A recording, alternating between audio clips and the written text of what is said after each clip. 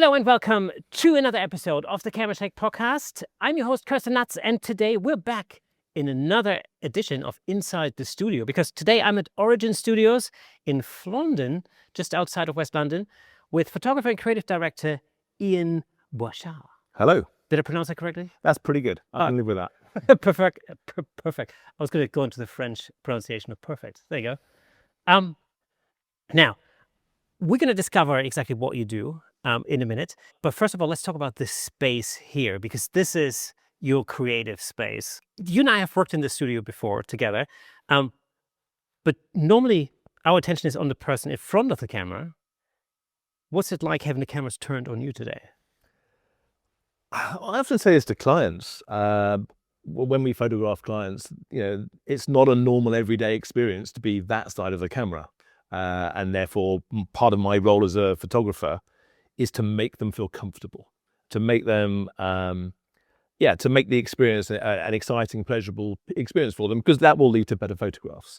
And I think it's fair to say, like most photographers, I'm not normally this side of the camera or this side of the microphone. So, I have no idea what you're going to ask. I love this space, and we can talk about it. It's well, I'll tell you how it's been at the end, shall I? Because then that's when I can look back and think whether it was as scary as it could be. Go for it. So what makes Origin feel like your creative home rather than, just simply a room containing photography gear? I guess the studio is an extension of yourself and your personality. And I think, like many people, I was in a darkroom at 18, but I didn't become a full-time photographer until about 17 years ago, at which time I started, like probably a lot of people did, from a converted back room in my house, which was very small. And to a certain extent, that space dictated my style of photography. And it was really back in the days of when we were still doing a lot of white background type of stuff and that sort of thing. And it soon became obvious that I wanted something bigger and better than that. And so this is actually my second space. So it's kind of an evolution from my first. But my first one that I was in for 10 years in St Albans was a converted 16th century barn. So a similar size space to what we have here, but a little bit prettier, if I'm honest. And it was two things I loved about it. One, it started off as a pretty empty space. So what you see here is kind of an evolution of about 16, 17 years of building a kind of place. And every now and again, we make some additions or changes or tweaks. So it's evolved. It wasn't a case of like, here we go. Although to be fair, with this space, we'd had 10 years to build up the last studio. So there were certain things that we'd brought in, and I always wanted it to feel more like an editorial commercial studio space that was a bit cool rather than your high street portrait studio. That was always the vibe I was going for. So we've got, giant polyboards and salon stands and huge great modifiers and stuff, which I couldn't have in the small home studio, and which really kind of helped.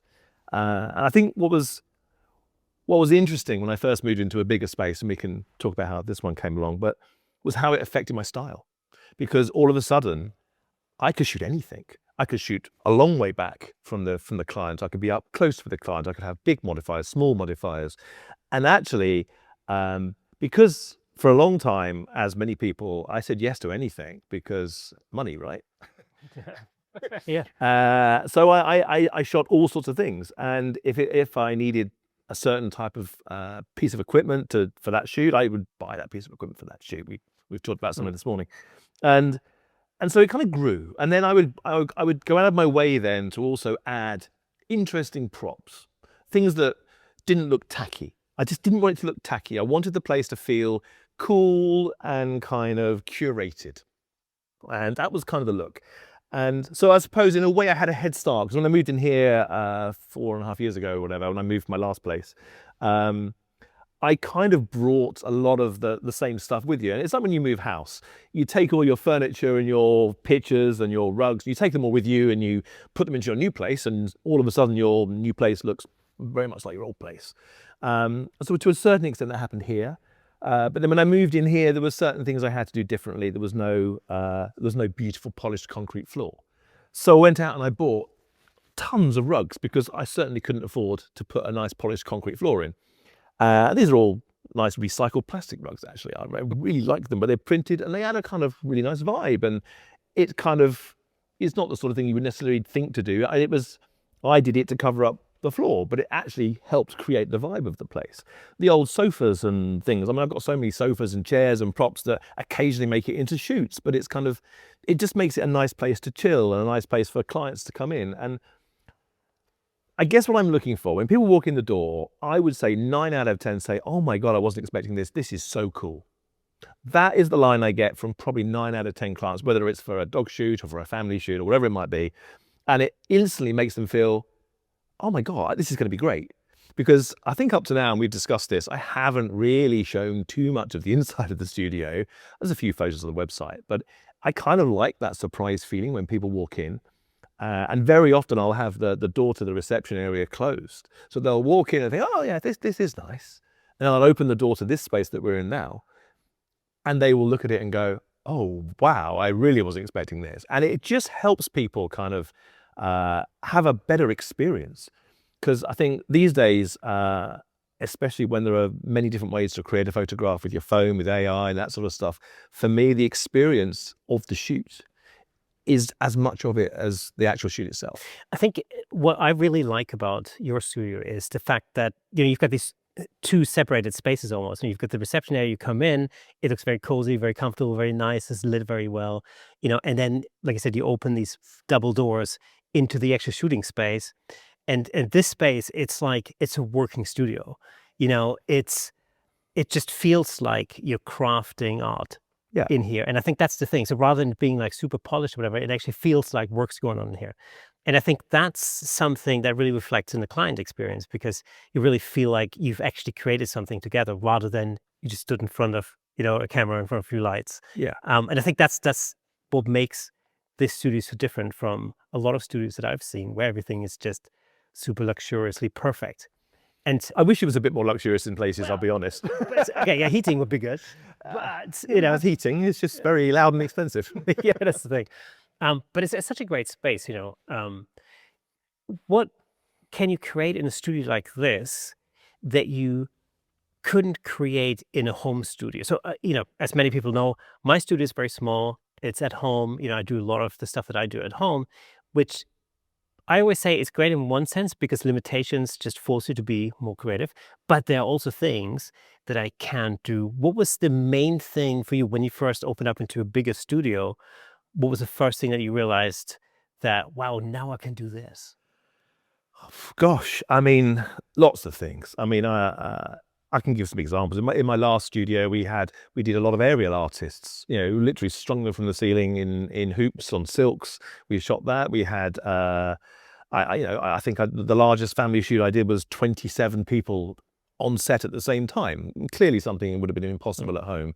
I photographed trampolines, like full-size trampolines for clients, and things like that. So there are lots of things you can do with a bigger space. I mean, ironically, when I was looking for this place after my last studio, the main thing I was looking for was literally more than 8 or 9 foot in head height, so I could get the modifiers up properly to get some really for the lighting on the clients. And you'd be surprised. There's lots of office space that's got pretty low ceilings, and there's lots of very expensive units you can buy. And this was a really lucky find, and it's a niche kind of it has the space, it has the head height, and it has the flexibility to allow me to do what I do.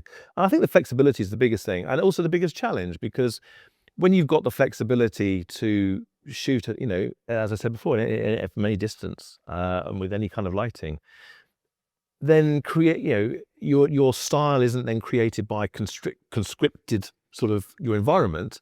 Your style then becomes something that you create, and I think that's one of the hard things as photographers that we perhaps forget when we're starting out, is that we spend all our time maybe, oh, that's a nice idea, I'll copy that, or that's a nice idea, and it's to a certain extent there are no new ideas really. There's lots of iterations on things, But ultimately, to create a picture that people go, oh, I recognise that. That's one of Ian's, or I recognise that's one of Kirsten's, or whatever.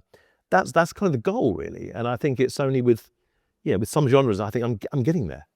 Did you feel that your style, your personal style as a photographer, really started to develop or change the minute you moved out of a home studio into a bigger space? Well, it certainly provides more motivation because you suddenly got an extra expense that you've got to cover. Yeah. So when you move out of home, you suddenly realise that it's a business, and you've got to make it work in that way. Hence what I said, when people said, "Can you do this?" the answer was normally yes. I mean, and I think that was a very deliberate stance, and I didn't just want to be at the time, baby photography was huge. I didn't want to be a baby photographer per se, or a family photographer, or a dog photographer, or a wedding photographer.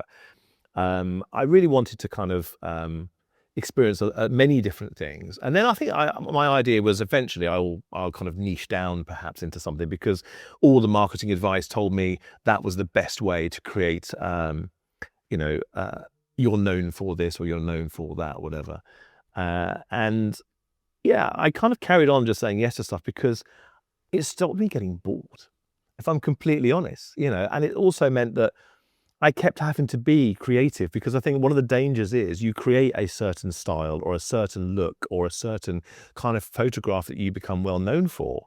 And then people come to you expecting that that's what they're going to get every time.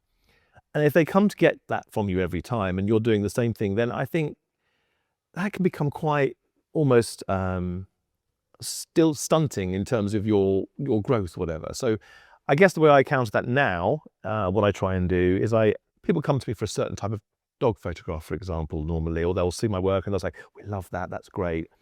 And once I've done that for the clients, I always build in enough time in the shoot, depending on how it's gone, to then turn around and say, okay, I've got this idea. I'd like to do something different or creative with your dog, or with you and your dog, or whatever it might be, as something different on the end. So no two shoots then become the same. Because I think if I just did the same thing every time, I would go quietly mad. Yeah, I mean, we'll talk about your dog photography. How did you first get into dog photography? You've managed to sort of carve out a really good niche for yourself as a dog photographer, as a well-known dog photographer. What was the first thing that sort of led you to photographing dogs? Was it the love for dogs personally, or what was your route into that? I mean, I'm one of the 20% of the households that have always pretty much had a dog my entire life. I grew up with dogs. I joke with my clients that I speak fluent dog. I think that's important, because I think there are a lot of people that don't. It's interesting because when I started doing the dog photography, which was pretty much from the get-go, I mean, I had dogs. It was something to practice with, let's be honest. But there wasn't that many people that were really focusing on it at all. And it was kind of like, but now it seems to be the thing to do. And there's a lot more people that are in the space. And that's fine. There's a lot of people with dogs. I mean, I think, I often joke now that most of my clients would rather have their dog on the wall than they would their children. Which is, or in fact, in many cases now, most people prefer to have a dog instead of children. I think that's probably even more the case. So dogs are very important to my clients, and to me personally. I love dogs. I think they're part of the family, and it's nice to celebrate that. I think the other thing that's also very sad with dogs, of course, is that they don't actually live that long. Mm-hmm. So they're with us for a short time, not necessarily for our whole lives. And it's nice to have something to remember them by. And I practice what I preach. I have photos of all my old dogs around my house, and they're never gone then, are they? It's a nice memory. And it's kind of strange with photography, isn't it? Like most artists, their work becomes more valuable when they die. And this is really morbid, I know. Okay. But like as photographers, if we've taken a picture of somebody and we've got a great portrait of somebody, and they sadly pass away, that portrait then has so much more meaning, whether it's a person or a dog. It suddenly becomes like that embodiment of memory for people, which I think is so important. And that's kind of, I think that's one of the things that I love about what I do as a photographer on that side of things. It's like, I can photograph products for clients and stuff, but it's the personal stuff where it can make a real difference. And probably the reason that I kind of moved from a commercial marketing role after many years into photography was because the job satisfaction from seeing how much pictures could mean to somebody. Actually, that was the thing. That was the thing that gets you here, right? I mean, it's like we're not here ourselves for very long. So, most corporate jobs or other things you might do are very much kind of, well, next year you're going to do better, and they crack the whip or whatever it might be. And I think with what we do now, it's kind of like, we can maybe have some real meaning for some clients, which is good. When did dog photography became an actual sort of specialism for you rather than just another service that you offer? I guess really it was always kind of a specialism. It was always I guess people and dogs. I mean, they always say, don't they? Don't work with animals, children, and technology, right? So tick, tick, tick. And like many other photographers, that's our thing. And I don't know. I liked working with dogs. I seemed to get very good at it, and so I think what happened where it really changed in terms of a focus. We have Origin Studios. It's the branding, it's the studio space, and we do a lot of different things here. But I did actually launch about 7 or 8 years ago now a separate website under my own name, and that only really has portraits and dogs on it, because that's my true love, I guess. But it doesn't always pay the bills. This episode is brought to you by Platypod. You know these moments when you really need a tripod, but taking one with you just feels like too much effort? Too big, too heavy, too awkward to carry around? Well, that's exactly why I love Platypod. I use it in my own work because it gives me a really solid, stable platform for my camera in places where a regular tripod simply is not practical. There's the rugged extreme for larger camera setups, the incredibly versatile Delta, the compact Traveler for when space is tight, and the handle, which lets you position your camera in all sorts of creative places. And for portrait photographers, Bracket & Bounce is a brilliant portable lighting solution. It helps create flattering directional light without dragging softboxes around or depending on whatever ceiling happens to be above you. For landscapes, macro, video, wildlife, portraits, or travel photography, Platypod helps you get shots that would otherwise be difficult or even impossible. Head over to platypod.com to take a look. Platypod, where innovation never sleeps. Yeah.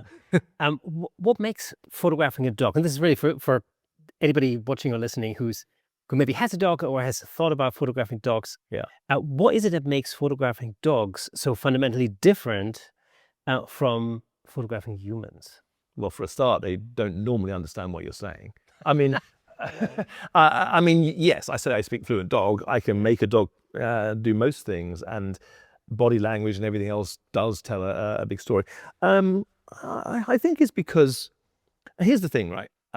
Ever since smartphones came along and everyone's got a camera in their pocket, almost all of my dog clients must have thousands of pictures of their dog.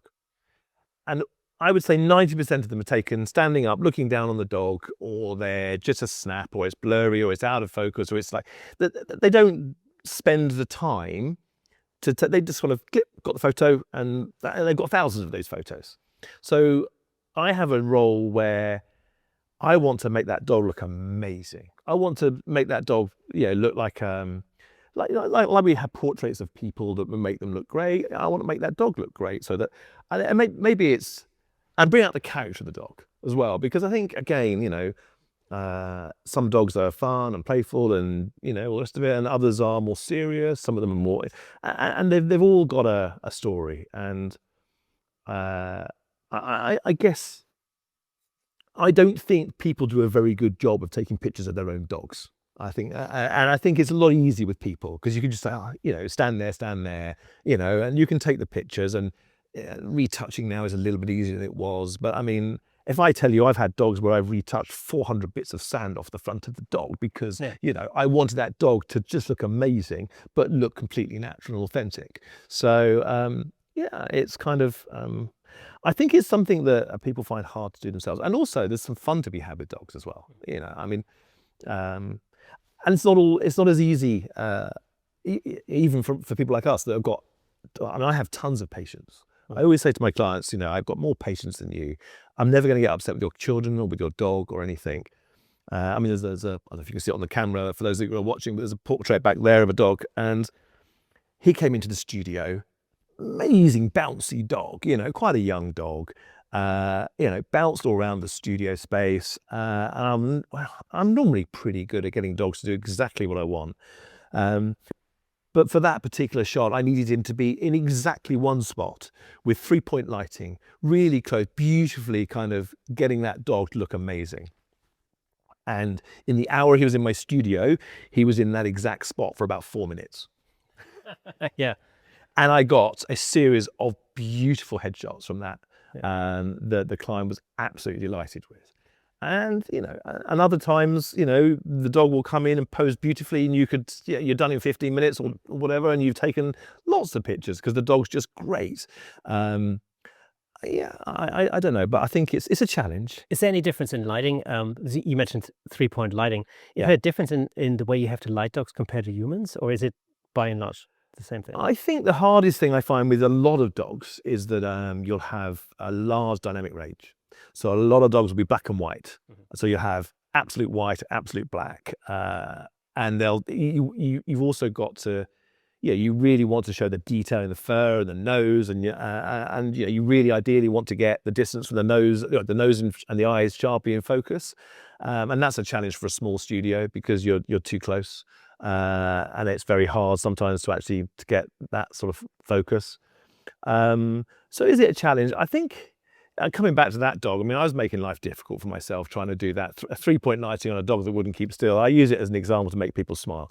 Other dogs, and you'll notice around the place, we have some pretty large modifiers. And, again, depending on the dog and how well behaved they are, then, there are different lighting techniques that we would use, and ultimately these days with the tools that we have in post-production, a lot of stuff can be tweaked afterwards as well to perhaps bring out the look that you're actually going for. What the importance for me is capturing the dog's expression and getting it all. You want it all focused in. You want it all.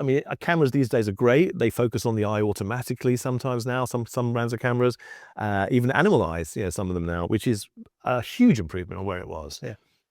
Which I guess is probably one of the reasons why lots more people are doing dog photography, because it used to be super hard, but now that bit's a little easier. Is there like a difference between flash and constant light? Is it okay to shoot dogs with flash? Do they get startled? Or? So, the first thing I do, I take dogs' welfare super seriously. Okay, so when they come into the studio, the last thing I do is put them in front of the camera straight away. We let them sniff around. This place must smell of 1,000 dogs. So, dogs are really kind of motivated by smell. It's their primary sense. So we let them get comfortable. There are various different things. I will always check with the owner if there's any allergies. Are they okay to have tiny little treats, or what motivates them? Normally have that conversation before they come in. If they've got a particular toy that they're really obsessed with. So dogs tend to have things that they fixate on. Some it's their owners, some it's a toy, some are just completely food obsessed. I'm looking at you, Labradors, and many other dogs. Yeah. And so. And then you mentioned the flash. So what I actually then do is I will have the dog in this space that we're in now, and I'll trigger the flash. I'll give it a treat, and I'll check, because it's a bit like you see in the beginning of sort of video games or films. It will say this film contains flashing lights, and if you react to that, then this is your fair warning. And I think it's the same for animals. They have a 1 in 1,000 chance of reacting to it. And I think the bottom line is flash every day for me. Unfortunately, the constant lights are great. I have them, and they're great for video, obviously. But you just don't get that crispness. They're still not, and they have to be really bright, right, to get that kind of. Which is, even for me looking at the camera now, we've got a constant light on us, and it's not the thing that you necessarily want blasting your dogs or your clients' faces. So it's always flash. And in fairness, I don't think I've ever had a dog react to the flash at all. And especially when you give them a treat, treat. These flashes are what, 10,000th of a second. They're not really bothered.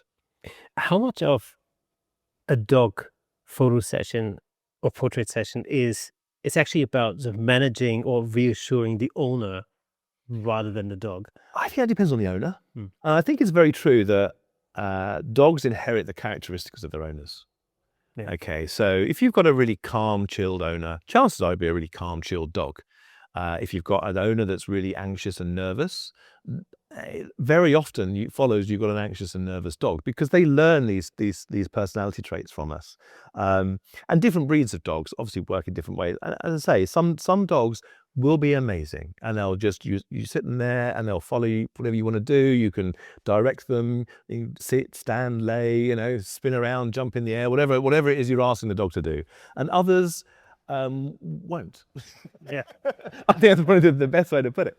And that's the skill, right? I mean, we have a number of tricks. Food is one of them. I have little apps that make various different noises. We have. I'm not afraid to make an idiot of myself in front of clients, and dogs make all kinds of stupid noises. But whatever it takes to get that kind of shot. And I guess dealing with the clients is really important, and I especially now, because I'm also doing a series of images of owners with their dogs, because I think a lot of people, even though they want their dog on the wall, and they're very much kind of like, oh no, I don't want to be in the photo. No, it's not for me. I'm like, well, that's okay. I just want to get a couple of shots with you and the dog. Oh, okay, then if you must. But I'm not really dressed for it. And I get all these kind of comments. Because very often, even though we've said to people, well, if you want to be in the photo, that's absolutely fine, they don't really kind of think of themselves in that way. Those pictures sell fantastically well. We can get a relationship, we can get emotion, we can get attachment, and we can get all of that into an image that can look just amazing. And it complements the other ones and gives me obviously another opportunity to sell another picture. Yeah. When you have an anxious owner, can it make the whole session more difficult? Do you ask them to maybe step outside for a little bit, or how do you handle it?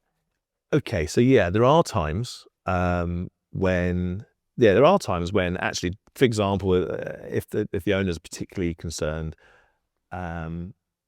and the dogs, or sometimes more so when the dog fixates on the owner. And so I really love eye contact, because if I take an image and that dog is barreling down the lens at me with its full-on look, and we've got all their detail and the eyes in there, when that's on a client's wall, they are looking at their dog is looking at them, right? Is that connection between the viewer of the picture and the picture itself. And I'm really after that. And sometimes you find that dogs will only look at their owner. Okay, and so for that type of shot, it's very difficult. Now, that's not necessarily a bad thing. We can shoot them in profile. The owner knows that they were looking at them in that picture, so again, that's nice. But sometimes, if they're kind of, I don't know, not helping the shoot, then we've got a lovely little space out there for them to go and have a coffee. And I have had situations where I've worked with a dog, and I'm also very careful not to overwork with the dogs, because they get tired or ratty, and you can tell from their body language if they've had enough. And sometimes I'm like, I haven't got this, because maybe it has been the owner that's been there, and we just say, go grab a coffee, just shut the door for a second. And actually, very often I can find then I can get that dog to do anything, because the owner's been removed from the situation, and the dog will respond to me. But it's and I think some owners also perhaps are more wary of their own dogs. They perhaps don't have control of their own dogs, and I think sometimes they come in here, and because I just expect to be able to control the dog, and I talk to the dogs in a certain way, and they follow me closely across the studio, they sit, they look beautifully, and the owners sit there in disbelief, and they're like, doesn't do that for me. How are you doing that? And I think, yeah, and that's kind of interesting. And it's very often I'll talk to owners and say, well, how do you behave with the dog at home here? And try and give them tips and hints. And if that doesn't work, then we have two very great trainers that I know that I would put in touch with them, because, yeah. Because that's the thing about dogs. I mean, you're a dog owner. I'm a dog owner. Yeah. And the thing about different dogs is some dogs are really fixated on their owners. Yeah. And some dogs can actually, once you remove the owner from the situation, they're just super curious about what's going on now. And I know that many dogs are food orientated. My dog couldn't give a damn about food. His thing is balls and toys. Yep. How do you get a dog to give you that glance directly at the lens, rather than focusing on a treat or on a ball? What's the magic there? What's the magic? Oh gosh, I mean, whatever it takes, really. Ultimately, if a dog's difficult to work with, I'll end up working closer to the dog. And I think, there are things that lens choices we have to take into account in terms of distortion on the image and things like that. So, and that can be a look, that can be a stylistic choice, and that can actually help you control the dog's gaze and stuff. Or you can work with a stick or a lure or just a sound. I tend to find if I'm behind the camera though and I make a sound, I'm not going to do it now for the podcast, but but I mean, and again, it depends on the dog. You can get the dog to suddenly look, and because you're in control of that, and then you can take the picture. You can get that look quite easily. Do you shoot in burst mode just to get the? No, absolutely not. Right. No, I'm there to get the moment, and burst mode. My lights are pretty quick, but I've tried it. I never find often you miss the bit you want, or you you end up filling up your hard drive space with loads of raw files you're never going to use. So what do you watch out for? Let's say in the eyes or either ears, the mouth, or the body language when you all of that. Yeah. So you're looking for some of the things are fairly obvious: tail between the legs, or cowering away, or running and hiding in the corner of the studio, or just like you say, the look in the eyes. I mean, you can see whether a dog is worried or cowering, or and again, there are other things. It's if you give them too many treats, they will drool and their tongue will come out, and I mean, the other things that you kind of on the positive side, they might be really happy, but you kind of you've almost got them to they're too excited. So I think a lot of the time. We don't shoot if the shoot's booked for an hour. We don't shoot for an hour. We shoot for 10 minutes to have a play, and we get to know the dog. And the more I play with the dog, and the more I kind of give it attention, then I'm the most exciting thing in the room. And if you're the most exciting thing in the room, then dogs want to please us. Right. I mean, the biggest issue with some dogs is that they just want to run around or whatever. So I think a few years ago, one of the things that I did was I brought in a really kind of, you could call it a table. It was a very expensive staging element that could hold hundreds of kilos. So it's very safe and secure, that I can have at different heights.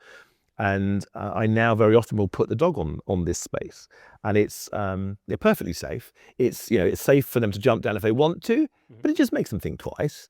And that also helps with control. Now, again, if they're scared up there or they really don't like it, I'm never going to force a dog to do anything it doesn't want to do.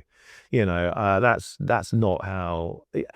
From the owners are there too, right? This has to be a great experience for them, because otherwise, if they see a scared dog and I haven't looked after their pet, then every time they see the photos that we've taken, even assuming they'll go on to buy them after that experience, they're going to remember, oh, that wasn't so good, he wasn't great with the dog. But if they look back and kind of go, oh, he was amazing with our dog, our dog loved him, that was a fabulous experience, then that all becomes part of the photo. Yeah.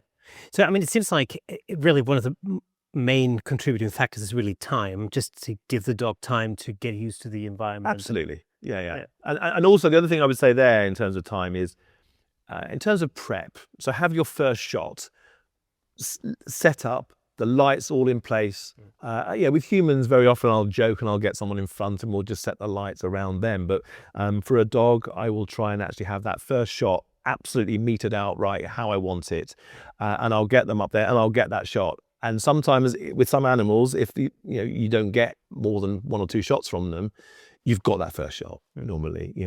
How do you make creative decisions then? Do you know in advance what the dog's going to look like or what color it is? Sometimes, I send every client. I either have a chat to on the phone, or I will send them a questionnaire that sort of says, what's the dog like, what's it into. And people will tell you everything about their dogs. They'll tell you what they have for breakfast, how old it is, how young it is, whether they adopted it, where it came from, its history, what other breeds they've had, that sort of thing. And obviously I've shot many, many different breeds, so I've got a fairly good indication. If they tell me that it's going to be an Australian Shepherd, then I'll know what that's going to look like.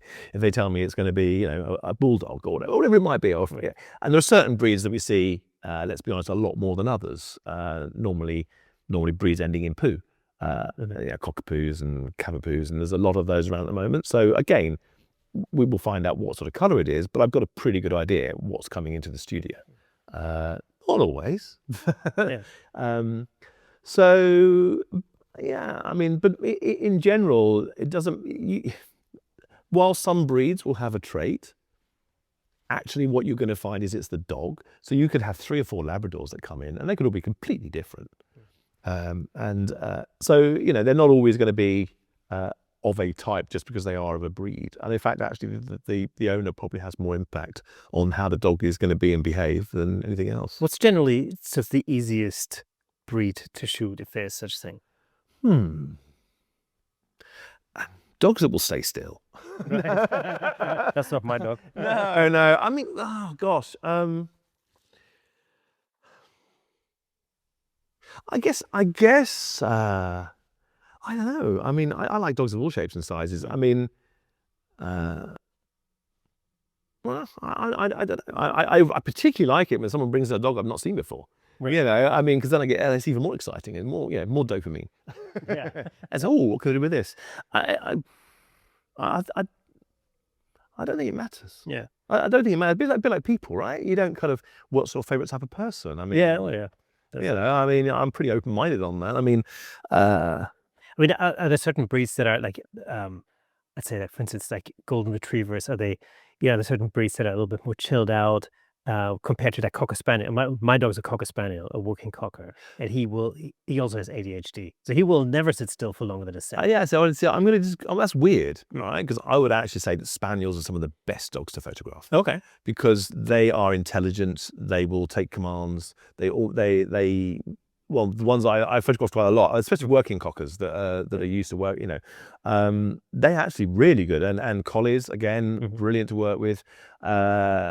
I mean, gosh, the hardest ones to work with are the ones where you literally got real, you know, like white stripe down the front of the nose. I mean, I have Bernese Mountain Dogs, right? And they are really hard to get the white stripe and the black and the just because, you know, the flash bounces off. You've got to get the exposure right on the white, and yeah, that's a technical aspect rather than a nature. I mean, they're from a nature point of view, they're dopey as anything. They'll just sit there. Yeah. So yeah, I think it's puppies. Here we go. Okay. I'm going to say puppies are the hardest. I have a great story. I was photographing for a well-known dog food company, and I'm sat on the floor in the giant cove you have over there, and this puppy must have been about, I think it was about 9 weeks old. It literally just had its jabs, but it was puppy-orientated food that we were photographing for. And I literally got 3 or 4 shots of this puppy. It was I think it was a cockapoo. Really cute as anything. And anyway, so I got 3 or 4 shots. I'm thinking, okay, this is going well. And then the dog literally walked across the set, got into my lap, and fell asleep. And you're like, and it just not just asleep, out cold in my lap. And I'm sat on the floor, and I'm like, what am I supposed to do with this? But you couldn't be cross. We all just looked at each other and we were laughing our heads off. It's like, this is really funny. Yeah. So yeah, puppies are harder. Is it difficult to photograph groups of dogs, like when you have 2 or 3 dogs together? Again, it depends. Yeah, of course it is. You're taking something that's difficult to do in the first place with just one dog, and you're multiplying it. So where it gets harder is if you're trying to do multiple different setups. So you're exponentially changing the amount of shots you're going to take, unless you take the approach of, I'm going to fix it in post, which, yeah, often is the case. I mean, I had a lady come to me with 3 Chihuahuas, and she was like, "Oh, you'll never get a photograph of them together." And I can show you the photograph. I sat them actually on this sofa here, 1, 2, 3, and I got 1 shot of all 3 of them looking straight at me. And I have to say, even I was surprised I managed to do it. But yeah, the more of anything you introduce into it, the more variables, the more, you know, is that in focus? Is this in focus? You know, you can only look at one dog at a time. Yeah, it gets hard. I mean, I've photographed huge breed competitions where there's been, like, you know, a whole range of dogs, but that's slightly different to the sort of portrait work. I think on the portrait work, the most I've had in one shot was probably 4. Right. Do you No, always that's a lie. I've shot puppies for breeders. No, I think that was about 7. Okay. do you always photograph dogs in the studio, or do you also take them onto location? I do both, and we're very lucky here. Both this studio and my last studio are surrounded by acres of fine British countryside, with a variety of kind of trees, fields, grass, all that sort of stuff. I think where it gets interesting is dogs have only got so much energy, right? So typically people book me because they love the beautiful portraits that we take of their dogs. And most people walk their dogs outside a lot, so they have a lot more opportunity to take pictures of their dogs outside. So I think in order to take a picture of the dog outside, you've got to do something a little bit more special. But yeah, absolutely we do. And sometimes we do that with taking lighting out onto location, just to give it a little bit more a different pop. Sometimes we'll, like you say, you'll have them sitting in fields and trees and woodlands and stuff like that, and you can, again, it's an added complication, and it tends to take longer. When you light dogs, Yeah. Outdoors, do you normally have an assistant with you, or how do you set the whole thing up? Yeah, I prefer to have an assistant on those. Yeah, I mean, you don't have to, but it's just generally easier.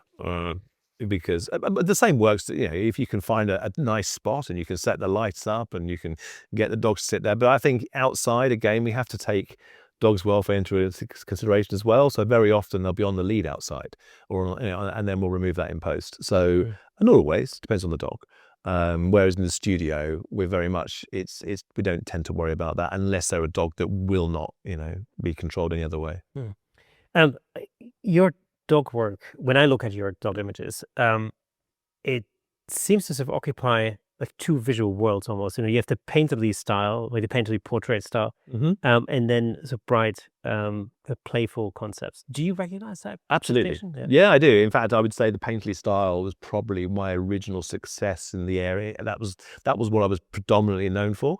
I think when I started, I think I said to you before, when I started shooting, many years ago, most people were still shooting on white backgrounds for everything, because it was easy, white, and that's what people did. And then, so I started shooting on painted backdrops and that sort of painterly feel a long time ago. And increasingly now, I think probably 90% of the pictures I see these days are pictures, on this sort of painterly background. And whilst I still do that, in the last few years, I've made a conscious decision to go for more brightly coloured pop art type stuff. So, and I still do both. But again, this comes back down to, what does the client want the picture for? Because I'm very conscious that, whilst I can dictate what I like to shoot, ultimately, if they're thinking, actually, that's going to look great in my lounge, but I can't possibly have it with that colour background, then, we can take that into account. And I'll often discuss or debate that with clients. And the ideal thing for me to do is to take a variety of photographs on every shoot, so that I've got more chances to perhaps sell more bits of artwork at the end of it. So is that when a client comes in, do you have different setups set up? So do you do like, I don't know, a pink backdrop and then a painterly dark green?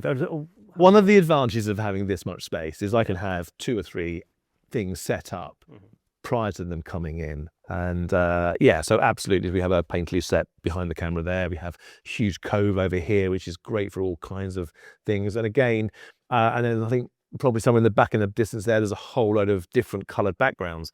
I think the only thing that's really changed in recent years is you don't really need to actually get the backgrounds out and shoot against it anymore. It's actually...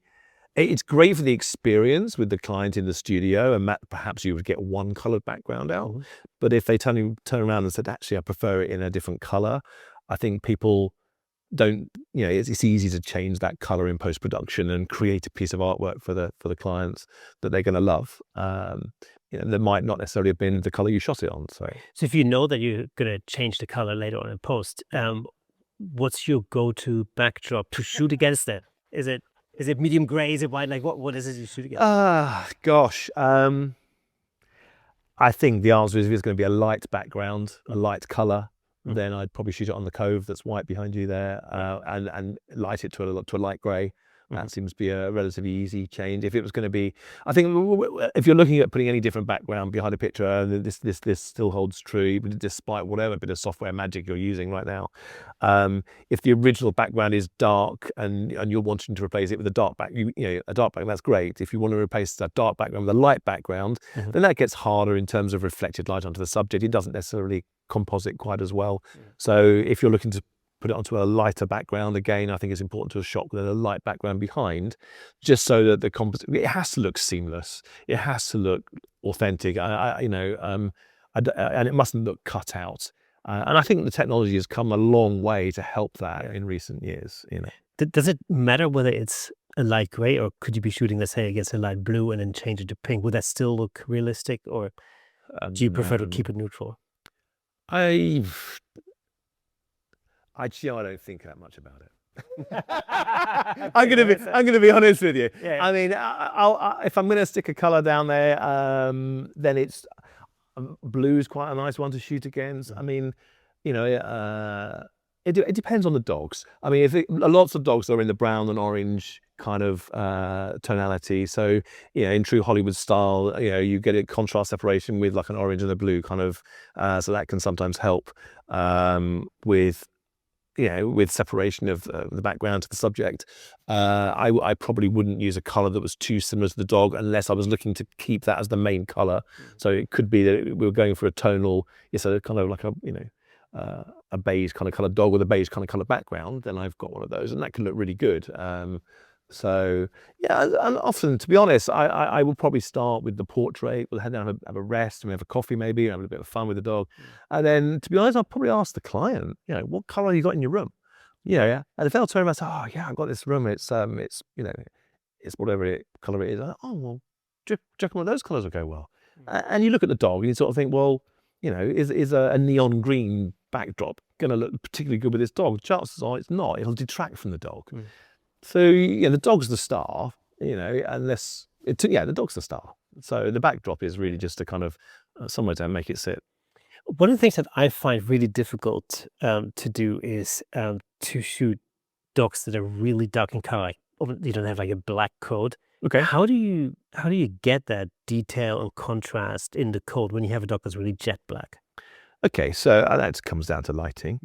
So I mean, the black Labrador on the black background. Hey, I mean, I've shot that many times. In fact, I used to shoot on black quite a lot, or even a dark background. So we use we mentioned earlier 3-point lighting on the dog over there. Separation lights behind to really kind of give the rim lighting around the side of the dog and separate all the ears and there. Otherwise, there's nothing worse than the dog blending into the background, right? So that's the benefit of a larger studio space, because I realize that you need to get those back far enough that they're not, and they mustn't be too strong either. I think you see a lot of them where it's perhaps really strong and it can detract from the image. And again, what I will probably do is, but I tend to light from one side, because we got rather than or in front, or I mean, it depends on the dog and the coloring. But I also for dogs like that, I will put a big fill light behind the camera. So we have the key light that's giving me that definition, and then just to make sure that I can dial in or up, the rest of it, I'll have quite a nice balanced fill light from behind the camera. That I think really helps lift it, especially, and also even if I light from one side, I'll always have like a giant bounce board on the other side. I mean, you'll see dotted around the studio these giant polyboards, which is very much a kind of commercial studio tool. I always joke with clients it's the cheapest bit of kit in here, because it's like about 20 quid I think for a polyboard. But again, if I light from one side, I'll definitely use one of those on the other side of the animal. Just to fill the shadows, because there's nothing worse than getting back and finding, like you say, and there's just no detail there. You need to have detail throughout, because to be honest, that's what makes the difference between what we can do now with the amazing sort of cameras and lights that we put on dogs, especially compared to like an iPhone, for example. What does retouching look like when you're retouching a dog photo in comparison to a portrait? I mean, we have obviously we have incredible tools nowadays. Everything, starting with Photoshop and Lightroom to things like Evoto and so on and so forth. Some of which even have like an animal retouching section in it. But how much detail goes into retouching a dog photo, and in what way does it differ from retouching a person? I think I would give them the same care and attention that I give to a person, which is to say, I like to present them in the best possible light of themselves. So if a dog's got a big scar down its face, it will have a big scar down its face in the photo. But if it happens to have, some drool in the wrong place, or we haven't managed to wipe the sleep out of its eye, or then absolutely that it will be. I probably spend more time. In fact, I do. I spend more time editing dogs. Some of the newer tools I've not been that impressed with yet. I know they're getting there. A lot of them are focused on trying to make the background removal good. I mean, that you talked about that as well. I mean, depending on the coat the dog has will depend on how easy that job is as well. And if you've got a dog that's got quite a hairy exterior, it will pick up all the colours of the background, and that can make it really tricky. So, but yeah, I think I mentioned earlier, I removed like 400 or 500 grains of sand from a dog that I shot once, by hand, because it just looked so much better. Yeah. Are you, when you're taking a picture, Yeah. in the studio, are you already sort of aware of what the edit's going to look like? Yeah, I think so. I mean, you've seen my work has a reasonable consistency to it, so I know what I'm aiming for, and I know what I'm looking to get out of it. And it comes back down to things like, do I want the dog to wear a lead? Well, rather it didn't. If I can get it to be controlled without a lead and a collar, and I don't wear a collar, do you? I mean, to me, then I will take those off. But if they need to be on for any reason, then I'm aware that that's something I'm going to have to retouch, and despite the tools we have now, it's still extra work I'd rather not do. So, and again, I am conscious that, for example, towards the end of a shoot, if you've had to use a lot of food to get the right images for the dog, you'll end up with more drool. Some breeds are worse than others. If it's too hot, then you'll find that the dog pants a lot, and sometimes the panting can look fabulous. It can look like they're smiling and happy, and sometimes it doesn't look as serious. A bit like humans, really. I mean, sometimes people can smile beautifully and look great, and other times you want that kind of serious look, and ideally a bit of both. I want to talk a little bit about the sort of business side of selling dog portraits. When you're designing the shoot itself, how much of that takes into account the sort of emotional component in the like in the sales part of it? So with that, the emotional side of it, I think it depends, and it depends on lots of factors. I mean, I've had some of my most emotional moments in the studio with dogs, and I've had situations where you may have heard the term. I mean, I've photographed end of life dogs, for example. So dogs that both myself and the owner know are not long for this world, and that's always very emotional. And so, I mean, I've sadly had a situation where I've had clients come back for the viewing, and the dog's no longer alive. Oh, well, okay. And I've actually had one viewing where they were with me watching the pictures of their dog on the screen, and they got a call from the vet to say, "We're really sorry, we're going to have to put your dog down." Oh man. So I have a box of tissues in there, right? Yeah. I need it. Yeah. I mean, look, the only time in my life I ever saw my father cry was when my dogs were put to sleep, or his, and they get us every time, right? And I'm a sucker for that, and I've been there for every one of mine that I've lost. And so I guess they bring out a lot of emotions in people, and sometimes you can capture that with a camera. I mean, capturing emotion, right? And that's like the holy grail. I've got some pictures on my wall here where I've got shots of people with the emotion, either with their animals, with their children, whatever it is, that for me are just like, they just drag at the heartstrings, right? And they're the ones that people think, that's amazing, but very hard to plan for those. It's very hard to plan for that with anything. Sometimes they happen. They happen a lot at weddings. Yeah. Any kind of where there's emotional heightened, and sometimes dogs will bring out that emotion with people, sometimes it won't. Sometimes the dog is a working dog to them. Sometimes they've got, people have different relationships with their dogs. It's you can't necessarily plan for stuff like that, and neither should you. I think I had one client come in, and I think I said to you earlier that at the end of the shoot, I'm looking to do something different. Okay, I'll give you two examples. So one was a greyhound. Okay, and you probably know the picture that I'm about to talk about. So the greyhound came in. In fact, actually, it's happened twice with greyhounds. They're a lucky dog for me. So we've got all the pictures that I would normally take. Beautiful pictures laying down, headshots, various different angles. Really lovely selection. And with this particular one, last year or so ago now, I suddenly said to the owner, I said, "Where would he stand on my skateboard?"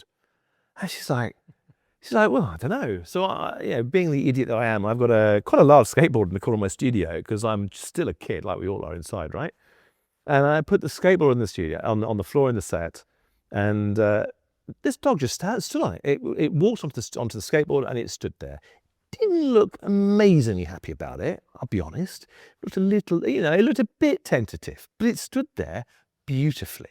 Yeah. And so I took literally a couple of shots, and then we took another shot with the owner, just gently teasing the tail into a slightly different position, and then I removed her from the shot.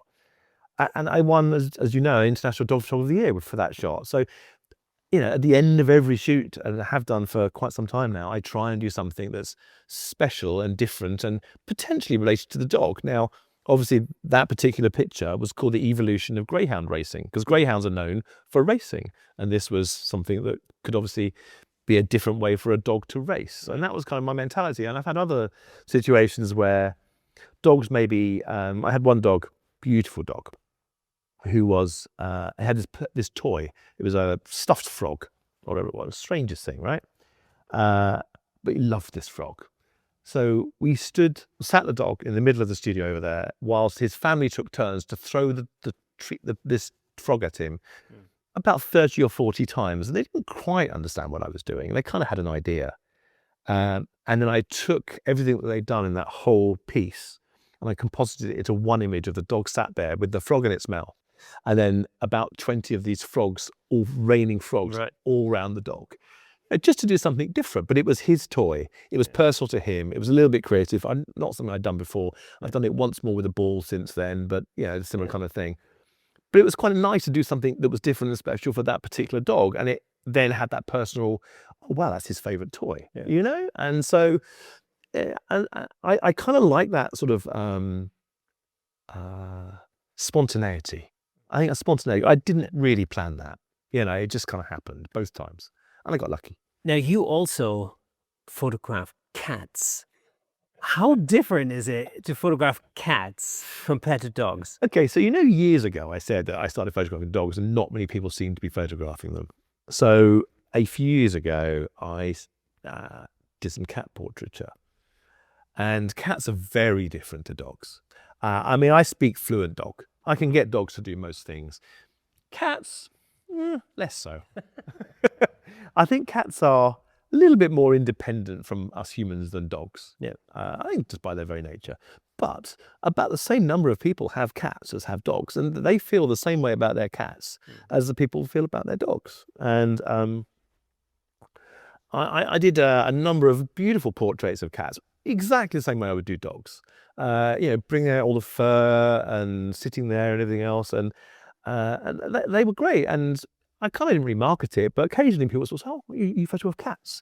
Yeah, so I photographed cats, I photographed hamsters, I photographed snakes, I photographed tortoises. I always say to people, bring along your pets, because they're family. So I photographed a few cats, and then I had one shoot in particular, which was. It was a family shoot, and they brought their cat along, and they weren't. Again, it was very spontaneous, and I had this idea to photograph them. It won't make much sense now, but if you'd seen what they'd come to the shoot with, the husband was just lying on top of one of my apple boxes and just going, "Oh, okay," kind of a bit out there, but they were fun. They were really fun, right? And I had this idea to make a composite image of them, all looking like they were skydiving. It's just a stupid idea, right? So I kind of put a rucksack on their back and we created cords. This is after doing normal family shoot. This was just kind of like, let's have a bit of fun. And did all of that. And they had the cat. I said, well, the cat's got to be in the shoot. I said, well, I'll tell you what, we can't get the cat to pretend to skydive. Maybe we have the cat in the background on a parachute. This is how my mind was going at the time, right? So, well, yeah, that would work. So anyway, they as I said, great clients, really up for anything. So I said, well, how are we going to get that? I said, So we dropped the cat, is the short answer. Or rather, the clients dropped their cat. And it wasn't just any old cat, it was a Maine Coon. It's a very large cat, for those on the camera. But it's, a pretty large cat, size of a small dog, really. And we dropped it not very far and into a gigantic beanbag crash mat thing. So no animals were hurt with doing this. And we did it 2 or 3 times. And we got this great shot of the cat. And anyway, so thought we carried on. They came back for their viewing. But between then, I tried to create this composition that we've been playing at. And I couldn't get it good enough. I couldn't get it so that I was happy to put my name on it. It was really not something I was known for and everything else. And they had some great other family shots. So I kind of, that whole idea that we'd been playing around with, we ditched. But the cat looked amazing. Yeah. So I showed them this cat and they bought this picture of this cat. And in fact, that cat back there, which I then won an award for because it's different and no one had seen anything like it. It got published in a magazine. And then this year, as a result of seeing that picture, I got a commercial job for a cat food company to do a very similar kind of campaign for them. So it's, and I think we photographed 17 cats in 2 days, which was a challenge. Did you throw them all through the air? Not personally, no. But where they were amenable to it, their owners did. Right. Now, I was actually going to talk to you about this. So you have worked with pet food companies, for example, in the commercial space. In what sense are these kind of projects different from working for a private client? Oh well, they're completely different. I think as the first thing is it's not just down to you. There's a whole creative team normally involved. There's a brief. There's some strong direction on what they're looking for. So you're no longer doing something just for what you want to do. You're looking to you have some desired outcomes that you want to get to on behalf of the client. So it's a very different, and it's again, the companies that are getting you to do something like that, there's a lot more pressure because you need to deliver on what they're looking for you to deliver as over a period of time. And it's not just typically one shoot, it's typically a number of days. There's a lot of pre-preparation, there's pre-shoots, there's a lot more that goes into it for those sorts of shoots. Absolutely. And then there's the post-production at the other end is a different level, and it's very different. Yeah. How do you get the model dogs? Is there like a model folio or purple port for dogs? There is. I mean, there's a number of different ways. I mean, it's a very sensible question. I mean, there are agencies that will provide dogs. Mm-hmm. I think the going rate is somewhere between 150 and 200 pounds a day for a dog, if you've got a dog out there. Much cheaper than a human model. How much is switched to photographing dogs? Within reason. And it depends on the skill level and the rarity of the dog. We had a video shoot for, I forgot what it was now, quite a few years ago now, but those dogs were paid £1,000 a day. Oh, wow. Okay. So celebrity dogs. Yeah, absolutely. I mean, there's levels, right? Yeah. I mean, it varies. I mean, the puppy one was particularly tricky because you had to get particular breeds of dog at a particular age. Mm-hmm. And there's lots of considerations in terms of welfare for puppies, injections, safety of them, all that sort of stuff.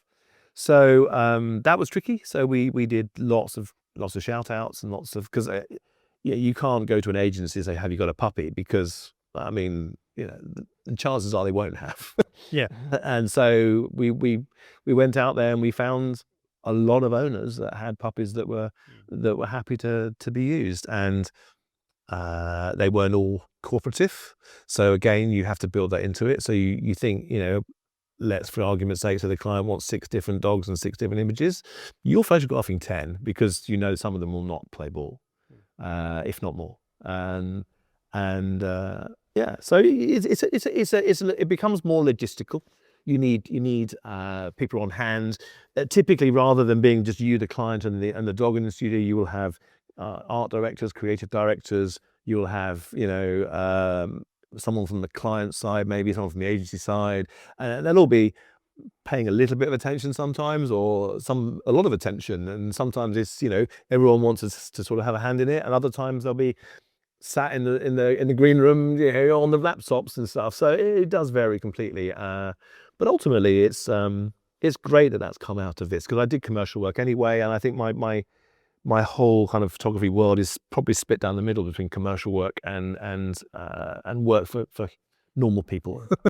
It's interesting because obviously you're a dog person. Yeah. You love dogs, and your business has kind of naturally sort of what's the word, navigated or moved towards that. Is that something you would recommend for photographers generally? It's like find what you love and then focus in on that? Or do you know what? I'd say yes, because I think, I joke with people, right? I mean, we can teach people to use a camera in a matter of hours a day, and a bit of practice, they can get to use it. But actually, it's a very competitive world that we live in, and you have to place your strengths. And so I kind of didn't do that. I think we touched on earlier, I did many different things, and I enjoy many different genres of photography, and a lot of different things really appeal to me. I work with a lot of actors and headshots, and I love doing theatre work. I've lucky enough to photograph places like RADA, and I've done all sorts of other commercial work for companies as well, and product photography, and things that help pay the bills for the studio to enable me to do other stuff. But it's kind of the advice I would give to somebody is, for example, I don't know, let's say you're a go-karting kid and you spent your whole life being a go-karter, but you didn't quite make it enough to maybe break into the pro leagues or whatever, or maybe you got an injury, or it was another sport or something, or it was in, you have the connections, right? You have the access because maybe your friend did make it, or maybe you know someone. Then absolutely, those sorts of opportunities are few and far between and give you a massive advantage. Yeah, true. So, I think in all careers, any advantage that you can get, and especially if it's something you enjoy and love, right? Yeah. So, I met a photographer that was doing football photography. He didn't make it as a footballer, but he's now still involved in the game as a professional photographer. Yeah. I think there are definite synergies to doing something that you have an affinity for, because I don't, I love babies, but I don't really like photographing as much as some people I know, and I've taken some amazing baby photographs for clients and family shots and stuff. But I know some people who are really into their baby photography. Yeah. And their work is incredible. And, you sort of think, well, okay, then that's probably their lane, they should. So yeah, it does help if you've got an interest. I think the key word is really access. For example, it's not really surprising that the vast majority of people who shoot music, concerts or are probably people who may very well have played in bands when they were younger, they know people in the industry and so on and so forth. And it just makes it easier to get the access to be able to shoot concerts and gigs and so on. I agree. I think the other thing to bear in mind, though, is that it's also about how can you make a living? Because you said about concerts, for example. Lots of people. It's not just concerts. It's photography as a career in general. If anything has a low barrier to entry, and if anything is seen as being glamorous, exciting, fun to do, then a lot of people will want to do it. If a lot of people want to do something, that brings down really what that profession is worth as a career. So you have to be really good. Yeah, the pyramid of talent, I guess, is in every kind of career. Your top barristers and lawyers will earn more than your local high street solicitor. Your Premier League footballers and will earn more than somebody who's playing in a Sunday league. But there's the levels, and you have to use every advantage you can to get to the best level in something that's going to provide, that's going to work. Because if you're playing Sunday league, that's not paying your mortgage. Yeah, but also there has to be the kind of fulfillment in it, so that you can, do that as a Yeah. If I didn't like dogs, or if I was allergic to dogs, I wouldn't be photographing. Yeah, exactly right. Yeah, of course. But that's not to say there aren't people out there who kind of go, oh, people like their dogs being photographed. I'm going to photograph dogs. Yeah. I mean, there's, you don't have to love something to do it, but it helps. But I think, I tell you a thing about when I first started out in photography. I used to be a musician, and I kind of stepped off stage and started photographing my friends on stage, and it really got into, photographing bands and whatnot. But I realized very quickly there was no money in it, because, there just isn't, because bands, especially at that level, just don't have any money. And that's basically what it is. And even on a pro level nowadays, there are constant disputes about who owns the rights, and it's typical to make money in that business. But I think that's fair for a lot of photography genres. Sure. Yeah. I mean, I think and increasingly so. I mean, we look at product photography, for example. I mean, I think within a matter of years, the AI kind of will, it's almost there now. Certainly for any kind of low end kind of clients, there's certainly ways in which that will disappear.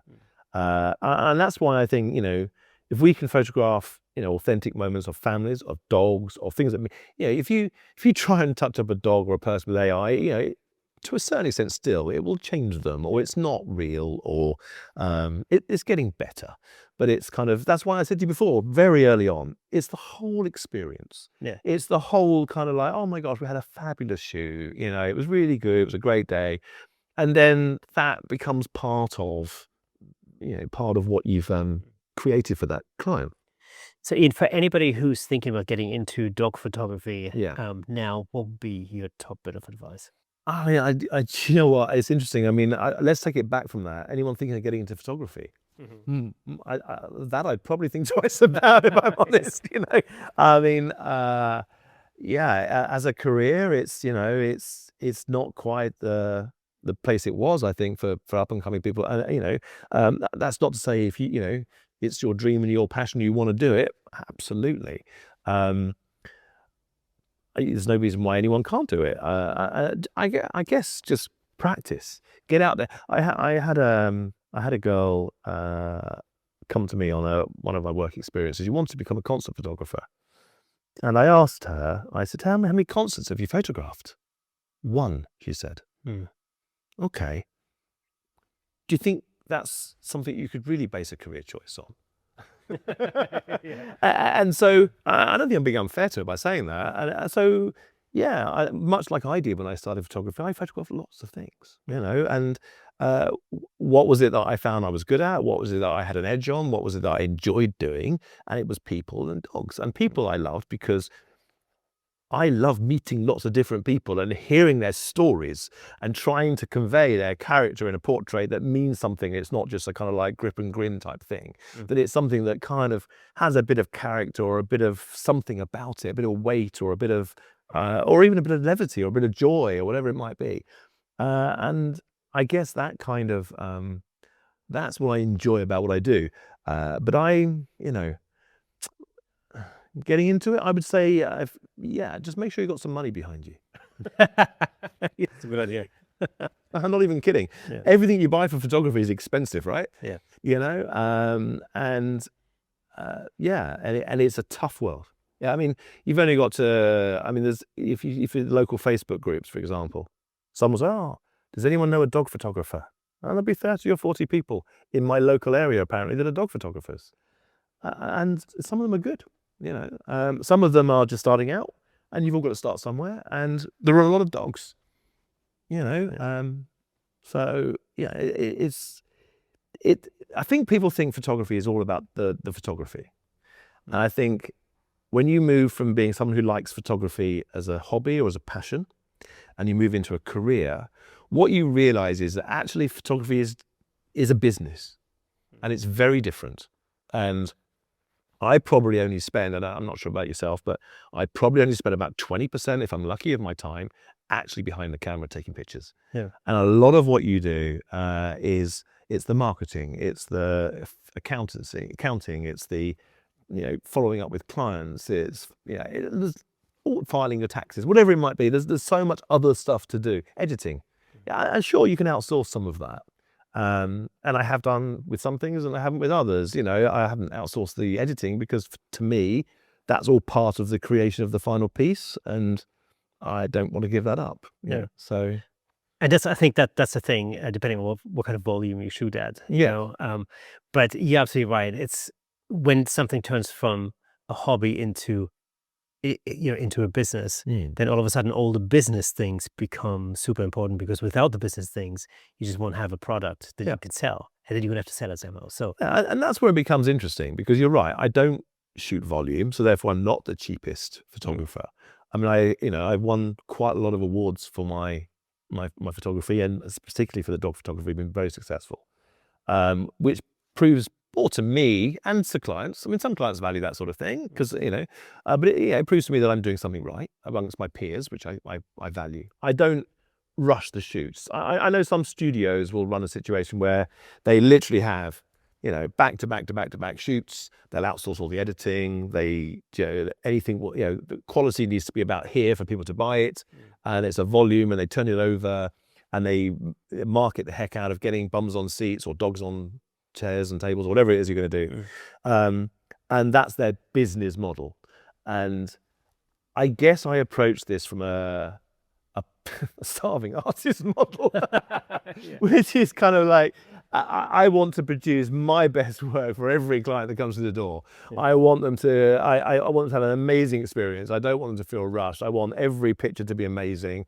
And that's the service level that I go for. And just like you can get a handbag from Primark for a £5 probably, you can go to Louis Vuitton and pay an awful lot more for it. I'm not saying I'm charging Louis Vuitton prices, but I'm not a Primark. I think that's an important decision that everybody has to make at some point. This is whether you and your business fall into the low volume, high price, or the high volume, low price kind of category. These are completely different business models, so to say, but you're going to have to make the decision at some point. Yeah, I think you do. I think the interesting thing though is that if you see that the progression that's been made with cameras and the progression that's been made with editing skills, this studio space here I have is one of my USPs. Okay, there are fewer and fewer proper studios around where you can do the sort of crazy stuff that we do with our clients, and that's a real plus point, I think. And I think as a result of that, there's a lot of people that want to be photographers that don't have access to studios. So we see a lot of, you mentioned before about dogs out in the countryside type thing. So there's a lot of that type of stuff out there. So whilst I can do that, and I do that, because there's a lot of people that offer that, I suppose I do more towards the style that I shoot in studio. And yeah, I guess it's kind of that's really, that's interesting, because the same thing's happening in headshots. Okay. Especially in a place like London, for example, where property prices are such that not many people can afford to have a studio. Sure. So you find a lot of, especially acting headshots, are taken outdoors. Okay. Because it's an easy thing for people to do, right? You just take people to the local park, you do some headshots there. Yeah. And so the funny thing about this is that the sort of London style of acting headshot is very often an outdoors portrait, whilst if you compare that to like the New York style of headshots, that's typically a studio portrait. And of course that's down to what photographers have available to them in order to build that style. But if you can do something that's different, i.e. if you do have a studio in central London, for instance, then you have the opportunity to really create something that's really different and unique and uniquely you. Yeah, I mean, headshots is an interesting one because I love doing headshots, right? I think people think, there's different types of headshots. I mean, people sort of sometimes think of it as with all the kind of, I don't know, they probably see it like a school photo. Go along, have a photo I've taken, great. Typically a CEO or someone that's not necessarily an actor. Actors have got much more self-awareness of what a headshot can do for them, right? But it's when you kind of get people in, and I had this guy who was a really senior guy in a mining company, and he came and had his headshot.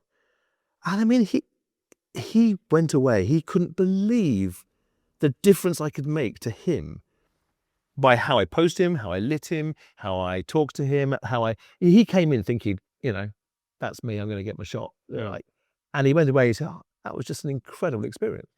And but going back to London though, I don't need a studio space to do headshots. Yes. And so I find that I love doing them, but I'm competing with people who perhaps don't have to have this kind of overhead in which to do it. Totally, yeah. I mean, like myself, actually. Like yourself. I need all I need is a small space. But I'm also limited in what I can do because I have a small space. Sure. And that's the thing. So your advantage in a sense is that you have the opportunity to do things that somebody in my position can't do. Yeah. Yeah. And so in some ways, that comes into its own with maybe larger products or I've even had horses in here before. Yeah. But you could even get cars in here. Yeah, the Cove isn't quite big enough for cars. I've done a motorbike, but it's there are specialist studios for cars that have a built-in turntable so they can spin the cars around. But it's it's kind of. I think what's nice about it is I don't know about you when you're taking portraits, but it's for me as the photographer, it's almost like a performance. Okay, so I put a lot of, you have to, especially if clients don't have the energy, right? You have to inject that energy into it. You have to make it happen. And I find after a proper shoot with, whether it's a family shoot or whether it's a commercial shoot, whatever it might be, I'm not about to want to do another one walking through the door. I need to have a coffee. I need to put I need to go, and I put a lot into every shoot, and I think that's important, and that is part of my brand. That's kind of where I'm at. It's about making things just great for people because it's not something that people do very often. Actors do, and actors they do appreciate. That they need to, perhaps they've grown a beard or their hair's fallen out or whatever. Yeah, absolutely. I mean, I think the difference is, and although I find it interesting that even with actors, although they spend their working life in front of cameras, they're very often still nervous when they're in front of an actual camera in a photo studio because it's when they're like rehearsing or acting that part, they're so consumed and focused on the dialogue and the actions, and the acting part of it. But of course, standing still and posing in front of a stills camera is again a completely different thing. Yeah, which is why it can be helpful to give them something to act, right? Absolutely. Yeah. So what sort of roles are you after? Well, let's create a character for you to perform in front of my camera. Sometimes actors will respond to that. Others are just completely natural and ta-da. Exactly. So yeah, I think. But it's kind of. Even that as a genre, a game. If we started this off, or we started this bit off with you saying, "What advice would I give about somebody?" And that's like, you've got to aim to be the best, and that sounds crazy, right? But that means that, I just think that the bottom end of the market is going to be his lunch is going to be eaten. I think that the only way to make this work is to be the best at what you do. And and you're right. I mean, it's very difficult to create a style that's uniquely yours. There are a number of styles within the pet photography that you've probably seen, we've all seen, and a lot of them. What you tend to find happens is someone gets successful with a particular style, and then that gets trained out to lots of other people, and all of a sudden, lots of people are offering the same kind of thing. So it's very difficult to have any kind of uniqueness per se, but just try to do whatever you do to the best of your ability, really. And there you have it, Ian. It's been an absolute pleasure having you on the show. Thank you so much for being the guest on this week's podcast. Kirsten, it's been an absolute pleasure. Thanks very much. And that is it. We have come to the end for today's episode. I hope you enjoyed this latest part of the Inside the Studio series here with Ian in the beautiful Origin Studios. Remember, you can find all the links in the description below, no matter whether you're listening to the audio version or whether you're watching to YouTube. Just check out all of Ian's links in the description. That being said, if you fancy supporting the podcast, you can buy me a coffee over at buymeacoffee.com/CameraShake, or you can get one of our super awesome CameraShake t-shirts, hoodies, mugs, whatever merch you desire over at camerashakepodcast.com. recognisable.com. That being said, hope you enjoyed it. Make sure you keep shaking things up in the world of photography, and I'll see you next Thursday.